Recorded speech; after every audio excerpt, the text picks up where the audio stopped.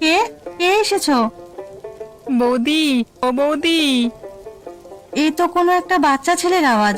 দাঁড়াও দাঁড়াও, কে এসেছো? দাঁড়াও, দেখতে হবে। আমার তো মনে হয় সুমনের গলা। এই সীমা, তুই বস, আমি দরজাটা খুলছি।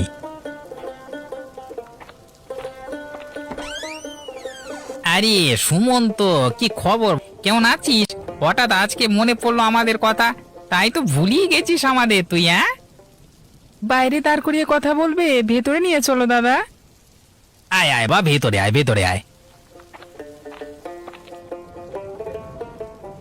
তা বৌদি বলো, কি খবর? কি আর খবর হবে, চলছে হেসে খেলে কোনোভাবে। যা, হাত পাটা আগে ধুয়ে আয়, তারপরে কথাবার্তা সব হবে। হ্যাঁ যাই। তা কিছু নিয়ে আসো, ছেলেটাকে তো খেতে দিতে হবে। কতদিন বাদে ছেলেটা এলো। হ্যাঁ বেরোই, কিন্তু টাকার যে খুব অভাব, কি যে করি। এত বৃষ্টির মধ্যে কাজও তো করা যায় না, টাকাও আসছে না। হরি, দাঁড়া দাঁড়া দাঁড়া দাঁড়া দাঁড়া বলছি, দাঁড়া দাঁড়া দাঁড়া দাঁড়া দাঁড়া। রাজু, কেমন আছো? আমার টাকাটা কখন শোধ করবি রে? কতদিন হয়ে গেল? কিন্তু রাজুদা, তোমার সেই 50 টাকা তো আমি সেই মাসখানেক আগে ফেরত দিয়ে দিয়েছিলাম না, মনে নেই তোমার?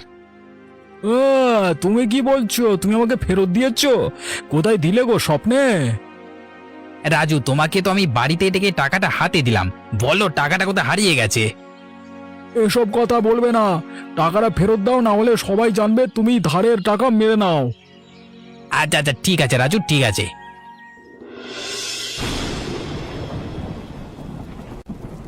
এই কি গো, এভাবে ভিজে গায়ে এলে?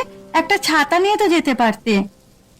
ছাতা নিয়ে কি করতাম, হাঁটতে হাঁটতে তো কপালে জল পড়ে একটু শান্তি লাগলো।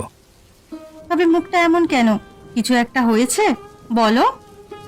600 গ্রাম মাংস এনেছি, আজকে মাংস ভাত করে দাও না, ছেলেটা তো আবার চলে যাবে, ওকে ভালো কিছু খাওয়াতে হবে। আমার চোখকে ফাঁকি দিতে পারবে না হরি, মুখ দেখে বোঝা যায় কিছু একটা হয়েছে। বলো, কিছু কি হয়েছে? চা দোকানের সামনে রাজুর সঙ্গে দেখা হলো। সেই রাজু, যাকে তুমি মাসখানেক আগে পুরো টাকা ফেরত দিয়েছিলে? হ্যাঁ, সেই এমন ভাবে লোকজনের সামনে বলল টাকাটা ফেরত দিলে কই, কত বাজে ভাবে অপমান করলো আমাকে। চায়ের দোকানের লোকটাও আমার ব্যাপারে কি না কি খারাপ ভাবলো, এমন ভাব করলো যেন আমি চোর, যেন আমি ঠকিয়ে খেয়েছি ওর টাকা। ধুর ওকে, লোকটার লজ্জা বলতে কিচ্ছু নেই। একটা গরিব মানুষ টাকার জন্য দিন রাত খেতে ধার শোধ করলো, সেটারও কদর নেই। গরিবের ইজ্জত কেউ বোঝে না সীমা, আমরা শোধ করি মন থেকে, ওরা দেখে খাতা থেকে। হ্যাঁ, কিন্তু আমি জানি তুমি কত কষ্ট করে শোধ করেছো। আমি জানি তুমি কখনো কারোর এক পয়সাও মেরে খাও না। তুমি মাথা নিচু করো না হরি, তোমার শরীর ভিজে গেছে, কিন্তু তোমার মনটা আজও সোজা আছে। তুমি পাশে আছো বলেই মাথাটা সোজা রাখতে পারি। রান্নাটা তাহলে করে দাও আজকে। জানি না রাস্তায় আমাকে ধরেছে, এটাও হতে পারে, আমার বাড়িতেও চলে আসতে পারে। যদি ভাইয়ের সামনে এরকম ভাবে এসে বলে তাহলে খুব খারাপ লাগবে, বুঝলে? মাংস ভাত আজকে রান্না করেছি, বৃষ্টির দুপুরে খিচুড়ি ভালো মানাবে। কাল দুপুরে সবাইকে খিচুড়ি রান্না করে খাওয়াবো।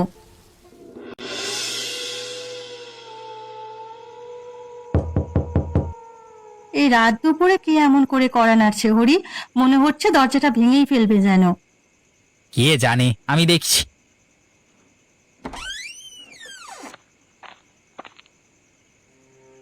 এই তো হরিমশাই, বাজারে তোমার সাথে ঠিক বোঝা পড়াটা ভালোভাবে হলো না। এখন দেখো আমি কি করি। রাজু, তুমি কেন বারবার মিথ্যে অভিযোগ করছো? এই সুদ সহ পুরো টাকা আমি 1 মাস আগে ফেরত দিয়েছি, নিজের রসিদ দেখো না তুমি। ওই কাগজের কি দাম গো? কাগজের লেখা দিলি কি ঋণ শোধ হয়ে যায়? আমি বলছি টাকাটা এখনো বাকি, ঠিক আছে? আপনি আমাদের মতো গরিবের কাছে কেন এমন করছেন?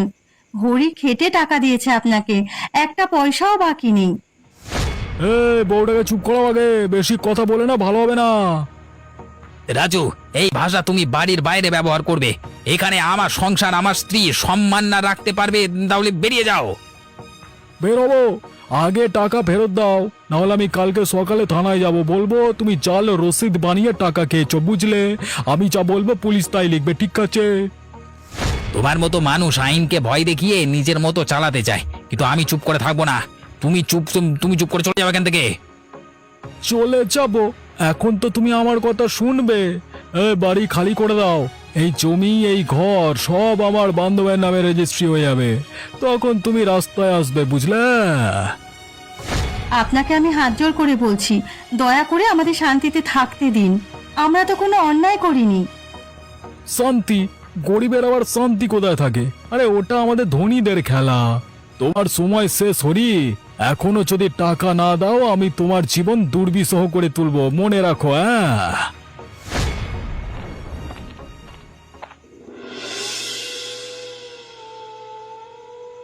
এই রাজুর একটা কঠিন ব্যবস্থা করতে হবে। কারোর সাথে আমাদেরকেও প্রমাণ করতে হবে যে টাকাটা আমরা দিয়ে দিয়েছি। রাজু এখন অস্বীকার করছে। কি করা যায়, কিছু ভাবো। সেটাই তো ভাবার চেষ্টা করছি, কি করব বলো। আর ও যদি কাপুরুষ হয়, কোনো একটা তো ব্যবস্থা নিতেই হবে ওর জন্য। আচ্ছা, আমাদের বাড়িতে আমাদের যে ভাই আছে, ও থাকে তো রাজুর পাড়াতেই না? আর সুমনের বাবা পুলিশে চাকরি করে তো। আরে ভালো কথা মনে পড়েছে, ওদিনকে তো সুমন আমাদের বাড়িতে এসেছিল, রাজু আমাদের বাড়িতে এসে টাকাটা নিয়ে গেছিল। কালকে যত খরচ হোক না কেন, একটা ভালো রেসিপি দাও, ভালো খাইয়ে অপমান করব, বুঝলে? রেসিপি হবে কালকে, কিন্তু খিচুড়ির রেসিপি।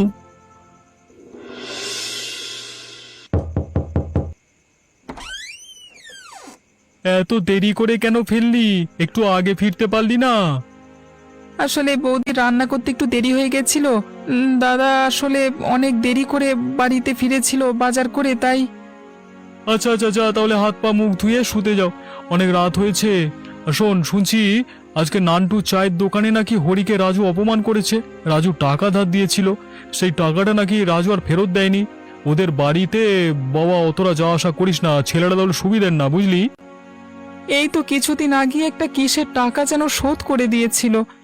রাজু কাকাকে জিজ্ঞেস করলো যে কোনো টাকা বাকি আছে কিনা, সেও তো বললো যে কোনো টাকা বাকি নেই। আর আমিও তো কিছু শুনলাম না ওদের এ ব্যাপারে বলতে। সারাদিন তো ওদের বাড়িতেই ছিলাম, জানি না কি হচ্ছে আজকাল।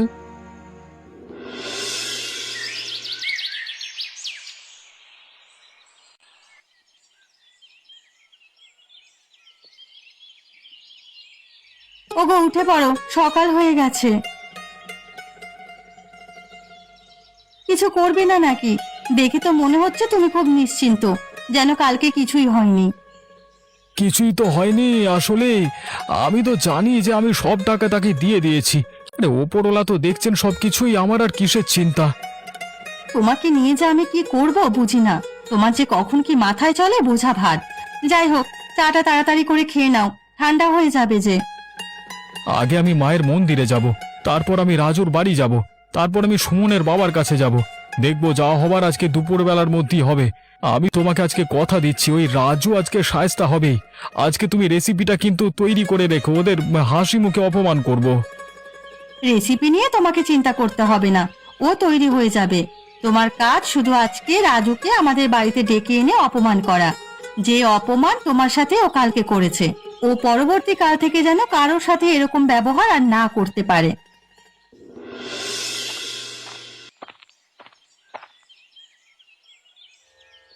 মা, তুমি আজকে দেখো, এই পাপের প্রতিরোধ যেন আমি আজকে করতে সফল হই। ও যেন আর কারোর সাথে এই ধরনের অপমান না করতে পারে। তুমি দেখো মা, তুমি দেখো।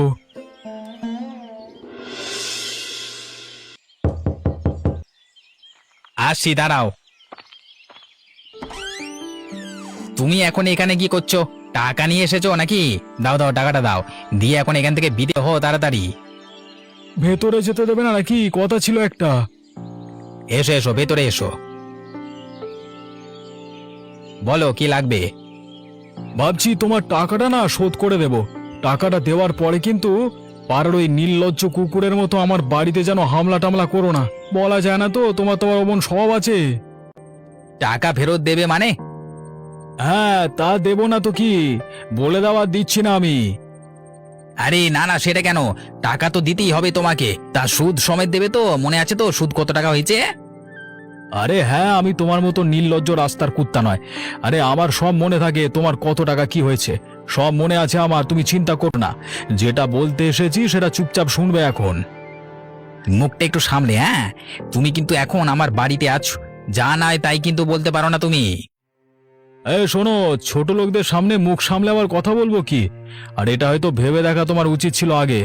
আরে কালকে আমার বাড়িতে তুমিও এই ব্যবহারটাই করেছো। যাই হোক, যেটা বলতে এসেছি শুনবে।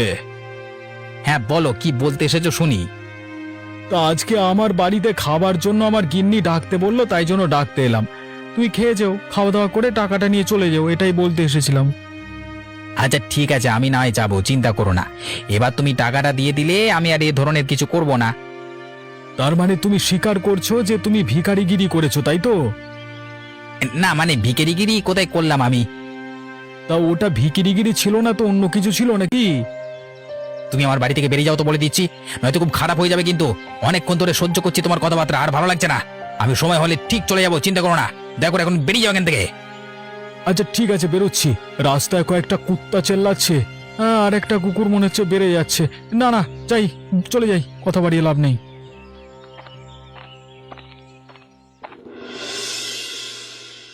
হরিপদ, হরিপদ বাড়িতে আছো নাকি? হরিপদ, কে? আমি গো, হরি। আরে এসো এসো ভাই, এসো এসো। তো ভাইবো, কি খবর? কাল তো সুমন তোমাদের বাড়িতে গেছিল না? হ্যাঁ গেছিল তো, তাই বলছি একটা সাহায্য করতে পারবে গো? খুব দরকার তোমাকে, তোমার সাহায্যটা পেলে খুব খুশি হতাম। আমি সাহায্য করব? তা কি সাহায্য করব শুনি একটু। সাহায্যটা হচ্ছে এই যে আমি রাজুর থেকে টাকা ধার নিয়েছিলাম মাসখানেক আগে। আমি তাকে টাকা শোধ করে দিয়েছিলাম। প্রায় 1 মাস আগে আমি যখন টাকাটা দিচ্ছিলাম, তখন তোমার ছেলে আমার সামনে ছিল, পুরো ব্যাপারটা জানে যে আমি টাকাটা শোধ করেছি। তো কালকে জানো, আমার ওই পাড়া চায়ের দোকানে যাচ্ছে তাই ভাবে আমাকে অপমান করলো। আমি নাকি টাকাটা তাকে দিইনি, শোধ করিনি, ইত্যাদি মেরে খাচ্ছি, এরকম কথা। তা এমনকি কালকে রাত্রিবেলায় আমাদের বাড়িতে বউয়ের সামনে এসে কত উল্টোপাল্টা কথা, কত বাজে কথা। তোমার ছেলেকে খুব দরকার গো। ও তো দেখছি মানে টাকা, মানে ও তো দেখেছে যে টাকাটা শোধ করেছি। আমি ডাকবো সুমনকে? বলছি, আমি রাজুকে আজকে দুপুর বেলায় ভোজনের জন্য ডেকেছি। তুমি আজকে আমাদের বাড়িতে আসবে তোমার ছেলেকে নিয়ে। আজকে দুপুরে পুরো ব্যাপারটা খোলসা করব। ও যেন এরকম অপমান কারোর সাথে না করতে পারে, সেই জিনিসটা দেখব। তো কখন যেতে হবে তোমাদের বাড়িতে? ওই দুপুর করে এসো না। ঠিক আছে, আসবোক্ষণ। এসো কিন্তু, তোমাকে আর তোমার ছেলেকে খুব দরকার আমার। তাহলে আমি এখন আসলাম, আবার যেতে হবে বাজারে। আচ্ছা আচ্ছা, সাবধানে যেও, চিন্তা করো না, আমি তোমার পাশে আছি। আজকে দুপুর বেলায় তোমার বাড়িতে আমি যাবো, আর সুমনকে নিয়ে যাব, ঠিক আছে?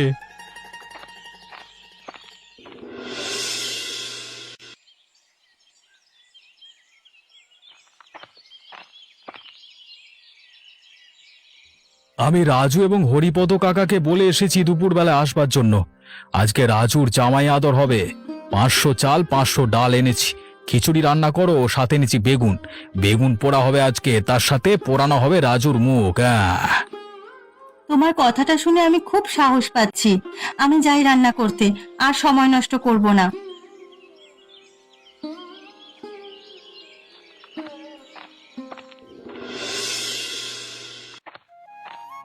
ও হরি, বলুন নগেন বাবু, কি খবর, কেমন আছেন? আম পেড়ে দেবো, আম খাবেন? খুব মিষ্টি আম, খেয়ে দেখুন। না না থাক, কোনো দরকার নেই।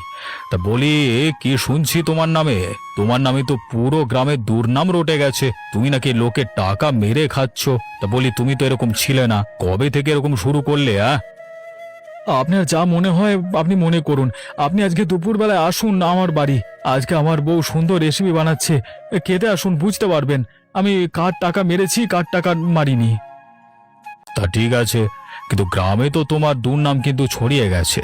তুমি যদি এই দুর্নাম মেটানোর চেষ্টা করো, আমার থেকে কেউ খুশি হবে না। আরে দুর্নাম তো তখন হয় যখন সে দুষ্কর্ম করে। আমি তো ওটা করিনি মশাই। আজকে আপনি প্রমাণ পাবেন, আসুন না আমার বাড়ি, ঠিক দুপুরবেলায় আসুন। ঠিক আছে, আমি নিশ্চয়ই আসব।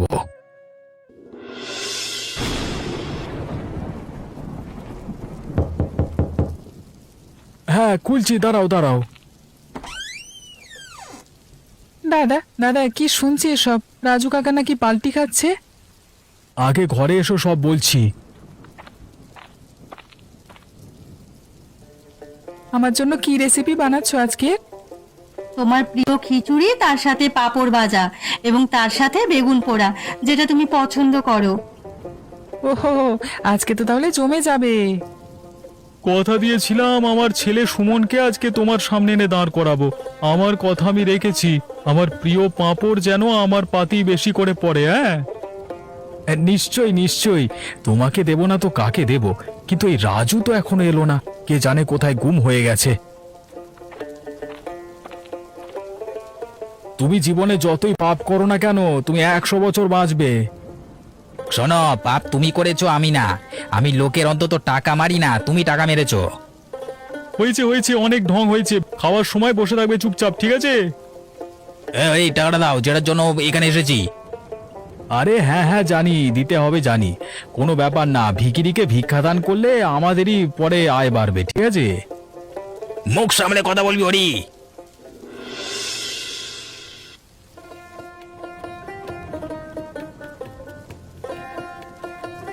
বৌদি, কি রেসিপি বানিয়েছো তুমি?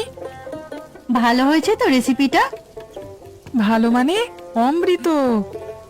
তা সুমন, 1 মাস আগে আমার বাড়িতে তুমি এসেছিলে, তখন রাজু এসেছিল তো? হ্যাঁ, এসেছিল তো। ও তো তোমার থেকে কিছু টাকা নিচ্ছিল, তারপরে সই করে দিল একটা কাগজের মধ্যে, যেখানে নাকি লেখা ছিল আমার ধারের টাকা সুদ সমেত আমি হরিশ্চন্দ্র ঘোষকে ফেরত দিচ্ছি। দেখো রাজু, তুমি মিথ্যেবাদী হতে পারো, এই বাচ্চাটা তো মিথ্যেবাদী নয়। এই সুমন, এটা কবে হয়েছিল রে ঘটনাটা? এই আরে তুমি ভুলে যাচ্ছ কেন? ভুলে গেলে হবে নাকি? মনে করো মনে করো, এরকম ভুলো না, ওপরওয়ালা পাপ দেবে। তার উপর দিয়ে তুমি ভাতের উপরে হাত রেখে মিথ্যে কথা বলছো, তোমার অন্ন জুটবে না। তুই সত্যি কথা বলবি কি বলবি না? তুই এখন চেষ্টা করছিস আমার ছেলেকে মিথ্যাবাদী প্রমাণ করবার জন্য, হ্যাঁ? এই সত্যি কথা বল, তুই টাকাটা নিয়েছিস কি নিসনি বল? বলছি বলছি, ছাড়ো ছাড়ো বলছি। হ্যাঁ, আমি নিয়েছিলাম টাকাটা, আমি নিজে এসে অস্বীকার করছিলাম। এই ভিখারির বাচ্চা, টাকাটা নে, এই হাতে নিয়ে বেরিয়ে যা, আর খিচুড়িটা শেষ করে যা। আমাকে ক্ষমা করে দাও, আর এরকম হবে না। আমি টাকাটা নেব না, অন্যায় হয়ে গেছে। এটা হয়তো তোর আগে বোঝা উচিত ছিল। এই রেসিপিটা আবার কবে বানিয়ে খাওয়াবে? আমি সত্যি বলছি বৌদি, তোমার হাতের খিচুড়ি, তার সাথে বেগুন ভাজা, তার সাথে পাঁপড় ভাজা আমার অমৃত লাগে। আমার খুব ভুল হয়ে গেছে, তোমাকে আমি ভুল বুঝেছিলাম। না না নগেন বাবু, আপনি আমার থেকে অনেক বড়, আমার থেকে ক্ষমা চাইবেন না। ভুল মানুষ মাত্রই হয়, কোনো ব্যাপার নয়। তা খিচুড়িটা কিরকম হয়েছে? সুমনের বৌদির হাতের খিচুড়ি